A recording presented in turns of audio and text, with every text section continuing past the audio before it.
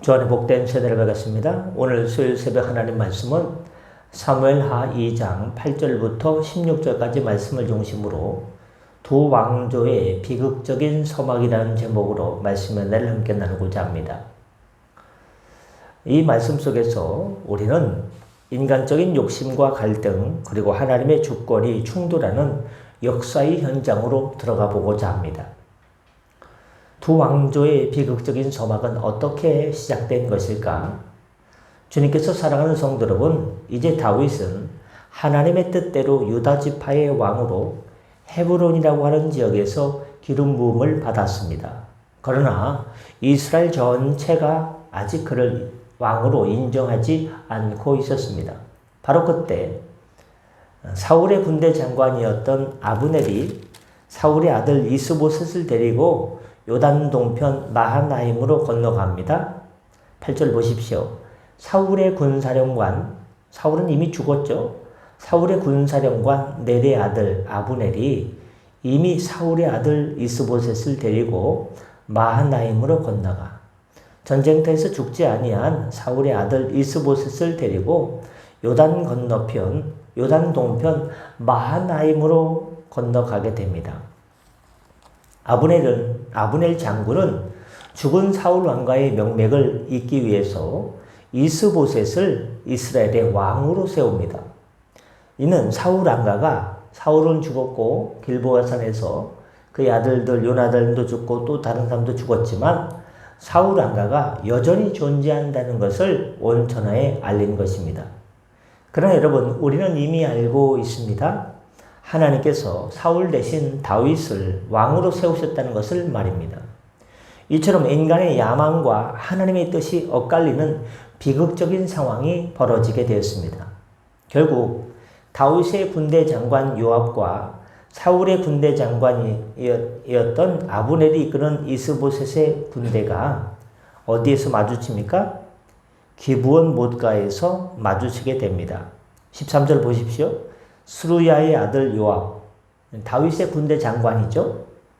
다윗의 신복들도 나와 기브온 못가에서 그들을 만나 함께 앉으니, 그들이 누굽니까?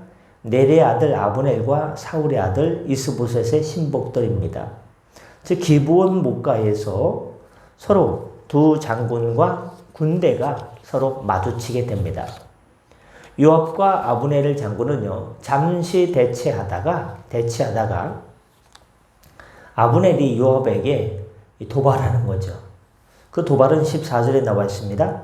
아브넬이 요압에게 이르되 원하건대 청년들에게 일어나서 우리 앞에서 겨루게 하자. 이렇게 무술로 겨루게 하자는 게 아니고요. 이거는 싸우자는 것이거든요. 우리 앞에서 겨루게 하자. 그러니까 요압이요, 이르되 일어나게 하자라고 대답을 합니다. 그래서 양측에서 12명씩 총 24명의 용사가 나와서 기브온 못가에서 서로 붙게 됩니다. 근데 싸우는 방식이요, 독특해요. 12명씩 나오지 않습니까? 쫙 나와가지고요, 한 사람씩 서로 마주보는 거예요. 그러더니 서로 머리를 막 붙잡는 거예요. 한 손으로 상대방이 머리를 붙잡는 거예요. 또 상대방도요, 머리를 붙잡는 거예요. 그리고요, 동시에 찌릅니다. 그러니까요, 12명이 동시에 머리를 잡고 동시에 찌르니까요, 12명이 동시에 양쪽에서 다 죽게 됩니다. 24명이요, 그 자리에서 머리를 동시에 잡았죠? 동시에 칼로 찔렀으니까 12명, 24명이요, 그 기브온 못가에서 동시에 쓰러져서 동시에 죽게 되는, 참 어처구니 없는, 어떻게 이런 싸움을 할 수 있을까? 처참한 결과가 16절에 나타나 있습니다. 이 얼마나 끔찍한 일입니까? 어리석은 일입니까? 이 싸움으로 인해서 16절에 보니까 그곳 이름을 헷갈 핫수림이라 일컬었다고 했습니다. 제가 갖고 있는 성경에는 어떻게 표현이 되어 있냐? 헷갈 핫수림이라 날카로운 칼의 밭이라는 제목으로 그 지역 이름이 바뀌게 됐습니다. 날카로운 칼의 밭 또는 칼날의 들이라는 제목으로, 이름으로 불리게 될 정도였습니다. 이 비극적인 충돌은 결국 어떻게 됩니까? 12명이 나왔지만 나중에는요, 온 군대가 전면전으로, 맹렬한 전면전으로 불붙는데 도화선이 되고 맙니다. 이 짧은 사건을 통해서 우리가 얻을 수 있는 교훈이 무엇일까요? 첫 번째는 인간적인 고집과 야망을 내려놓고 하나님의 주권을 인정하시기 바랍니다. 사울의 군대 장관 아브넬은 이미 기름 부음 받은 다윗이 있음에도 불구하고 그걸 인정해야죠. 이제 사울의 시대를 하고 하나님께서 세운 다윗의 시대가 왔다. 그걸 인정하고요. 어떻게 됩니까? 인정했어야 됐어요. 그럼에도 불구하고 자신의 권력과 이제 새 시대가 되면 자기는 역사의 뒤안길로 도태되는 그게 싫은 거예요. 나 아직 살아있다. 나 아직 건재하다를 보이기 위해서 이스보셋을, 사울의 아들 이스보셋을 억지로 울며 겨자 먹기로 왕으로 세웁니다. 이는 명백히 하나님의 뜻을 거스르는 인간적인 고집이죠. 하나님의 뜻을 거역한 인간의 계획은 결국 뭐가 납니까? 분열과 전쟁을 초래합니다. 우크라이나 러시아 전쟁에 보면요, 러시아가 침공을 했죠. 군사훈련이라는 명목으로 이렇게 훈련하는 척하다가 전쟁을 벌였죠. 이게 뭐냐? 하나님의 뜻을 거역한 인간의 계획이에요. 그 결과는 분열과 전쟁을 초래하게 되었습니다. 여러분, 역사상 타이타닉호는 크게 배가 크지 않습니까? 당시 최고의 기술과 인간의 힘으로 만들어졌기 때문에 타이타닉호를 타십시오, 배 타고 구경하십시오 하면서 그 광고 문구를, 오만방자한 광고 문구를 내걸었는데 타이타닉호에다 뭐라고 내보냈냐? 하나님도 이 배는 침몰시킬 수 없다라는 오만방자한 광고 문구를 내걸었습니다. 그러나 그 거대한 배는 첫 항해에서 빙산에 부딪혀서 침몰하고 말았습니다. 인간의 모든 기술과 능력도 결국 하나님의 주권 앞에서는요, 한낱 먼지에 한낱 휴지 조각에 불과합니다. 뭐가요? 하나님의 위대하신 주권 앞에서 잘났다고 하는 인간의 기술과 능력도 그렇게 먼지에 불과하다는 것입니다. 바람만 훅 불면 넘어갑니다. 우리의 삶에서도 내 고집과 내 경험을 내려놓으시고 하나님만이 참된 왕이심을 인정하며 그분의 인도하심에 순종하는 것이 가장 안전하고 복된 길인 줄로 믿습니다. 두 번째, 세상의 비극적인 겨루기 싸움에 휘둘리지 마시길 바랍니다. 기브온 연못가에서 벌어진 24명의 싸움은 한마디로 이건 명분 없는 싸움이었습니다.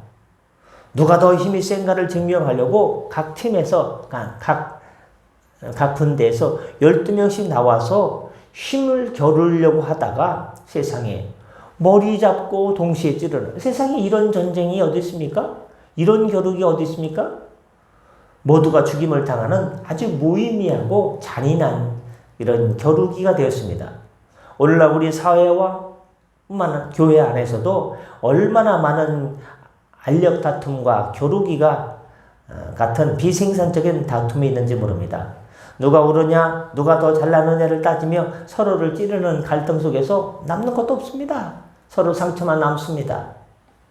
두 농부가요, 자기 소유의 작은 땅 경계를 놓고 수십 년간 끊임없이 다투었습니다. 결국 두 농부 싸움은 다툼으로 인해 마음의 평화를 잃고 소송 비용으로 둘 다 많은 재산을 탕진했습니다. 여러분, 소송 걸어서 이겨도요, 이긴 게 아니죠. 우리나라가 전 세계에서 고소를 제일 많이 하는 1등 나라 아닙니까? 보통 고소해서 재판 끝나려면요, 2년, 3년은 훌쩍 지나갑니다. 그래서 이겼어요? 이겼냐고 물으면요, 이겨도 이긴 게 아니에요. 정신이, 멘탈이, 삶이 너덜너덜해졌는데 이기면 뭐하냐 이거예요. 이게 다 피곤해졌는데. 그래서 안 하는 게 낫습니다. 이겨도 2, 3년간 시달려서 멘탈 다 털릴 생각하면요, 안 하는 게 나아요. 그게 뱃속 편해요. 사랑하는 성도 여러분, 그리스도인은 주님께 어떤 사람으로 부름받았습니까? 서로 고소하는 사람, 송사하는 사람, 그런 사람이 아니라 화평케 하는 자로 부름받은 줄 기억하시길 바랍니다. 만약 그 이웃이 그 땅을 합쳐서 충분한 넉넉한 밭이 될 수 있었음에도 불구하고 서로 자기 땅 싸움하다가 그게 뭡니까? 세상의 시기와 질투 혹은 명예를 위한 무의미한 아주 그냥 소진하는 싸움에 휘둘리지 마시고 주님의 평화를 심어가는 평화의 사도가 되시기를 바랍니다. 끝으로 하나님의 시간표를 믿고 인내함으로 기다리십시오. 이제 시계가 있는데요. 그 시계 초침이 움직일 때 우리는 동화책에서 어릴 때 보면 뭐라고 쓰십니까? 시계 바늘이 째깍째깍. 근데 외국 사람들은요, 귀가 좀 이상한 것 같아요. 우리는 째깍째깍 톡톡 들리는데요. 외국 사람들은 영화에서 보면 틱톡 틱톡 뭐 그렇게 하더라고요. 생각해보니까 그것도 맞는 거야. 거기서 틱톡이 나왔나? 죄송합니다. 다윗은 하나님께 기름 부음을 받았지만 온 이스라엘의 왕이 되기까지는요, 오랜 세월이 걸렸습니다. 지금 헤브론에서 왕이 된 지, 왕으로 기름 부음 받은 지 몇 년 됐어요? 7년 6개월 됐죠. 근데 아직도요, 사울 왕의 군대 장관이었던 아브넬이 이끄는 그 이스보셋을 데리고 가서요, 삽죽해가지고 왕이 된 지 얼마 됐습니까? 1년 2개월 되지 1년 뭐 되지 않았습니까? 2년 됐어요. 2년. 그러니까 아직 다 이스라엘의 왕이 된 게 아니에요. 시간이 걸렸어요. 사울 가문의 잔존 세력과의 갈등과 분열의 시간을 겪어야 됐습니다. 이럴 때 됩니까? 자식들, 내가 왕이 된 지 헤브론에서 유다 지파로부터 기름 부음 받은 지 7년 6개월이 됐는데 아직까지 나를 따르지 않아? 여보라, 저 2년 동안 저들이 왕이라고 하는 놈들 싹 쓸어버려라. 싹 한 방에 밀어버려라 할 수도 있는데 인간적인 방법으로 싸움을 걸지 않고 오직 하나님께 물었어요. 그 물은 내용이 어디 나오냐? 2장 1절에 나오지 않습니까? 다윗이 여쭈아라되 내가 유다 한 성읍으로 올라가리까? 여호와께서 이르시되 올라가라. 다윗이 아라되 어디로 가리까? 올라가면 좋겠습니까? 이제 어디로 가면 좋겠습니까? 항상 여쭈었어요. 이 기도죠. 이 기도가 중요한 거예요. 기도하면서 하나님께서 허락하신 그 자리 헤브론에서 인내하며 기다렸습니다. 이 인내야말로 다윗을 통해 하나님의 역사를 이루는 중요한 열쇠가 되었습니다. 고대 중국에 어떤 왕이 있는데요. 성벽을 쌓는 그 장인에게 가장 빨리 굳는 시멘트를 만들라고 명령했습니다. 이 시멘트 만드는 장인은요, 왕의 명령에 순종해서 온갖 비법을 동원했지만 결국 무릎을 탁 치면서 어떤 진리를 깨달았냐? 천천히 굳는 시멘트가 가장 견고하다라는 진리를 깨달았습니다. 우리 신앙 여정도 마찬가지입니다. 조급함으로 그냥 막 번개불에 콩고 먹듯이 뭐 하려고 그러면요, 이게 쉽게 되는 것 같아도요, 금방 무너집니다. 늦는 것 같아도 시련 속에서 그 인내로 다져진 믿음을 통해서 세워진 건요, 견고합니다. 조급함으로 뭔가를 이루려고 하기보다 하나님의 완벽한 시간표를 믿고 지금 내 자리에서 묵묵히 순종하며 기다리는 인내가 견고한 믿음의 성을 쌓게 할 줄 믿습니다. 말씀 마칩니다. 사무엘하 2장의 비극은 인간의 욕망이 빚어낸 분열과 파멸을 생생하게 보여주고 있습니다. 그러나 결국 이 모든 혼란을 잠재우고 이스라엘을 하나의 나라로 통일한 것은 하나님의 주권을 인정했던 다윗을 통해서였습니다. 우리 삶의 진정한 평화와 승리는 내가 싸워서 내가 뭐 어떻게 해서 하는데 그거 안 됩니다. 오직 우리 안에 계신 평화의 왕이신 예수 그리스도의 주권을 인정하고 하나님의 주권을 인정하고 성령님의 일하심에 인도하심에 조명하심에 주권을 인정하고 그분의 말씀에 오직 믿음으로 오직 순종함으로 나를 내려놓고 내 안에 나는 죽고 나는 날마다 죽고 내 안에 주님께서 사셔서 역사하셔서 살아계신 주님의 역사로 인내할 때 비로소 그 평화는 찾아옵니다. 오늘 하루 내 삶의 모든 영역에서 헷갈 핫소림의 싸움을 멈추고 헷갈 핫소림은 뭡니까? 헷갈 핫소림은 바로 날카로운 칼에만 괜히 일 만들어가지고 싸워가지고 심란해가지고 그냥 무너진 삶을 살지 마시고 하나님의 뜻을 구하며 나아가는 복된 헤브론의 삶이 되시기를 주 예수님의 이름으로 간절히 축원합니다. 기도하겠습니다. 사랑과 은혜가 풍성하신 하나님 아버지, 오늘 사무엘하 2장의 말씀을 통해 인간의 욕심이 낳는 분열과 파멸의 비극을 살펴보았습니다. 저희 안에 있는 인간적인 고집과 야망을 주님 앞에 내려놓기를 원합니다. 세상의 무의미한 경쟁과 다툼에서 벗어나게 하옵소서. 오직 주님의 주권만을 인정하게 하시고 다윗처럼 헤브론에서 인내하며 주님의 시간을 기다리는 믿음을 허락하여 주옵소서. 오직 예수, 오직 믿음, 오직 인내로 주의 의를 이루어가게 하여 주옵소서. 오늘 하루도 함께 동행하여 주시고 승리하게 하여 주옵소서. 치유하여 주시고 회복시켜 주옵소서. 감사하며 축복하며 우리 구주 예수님의 이름으로 기도하옵나이다. 아멘.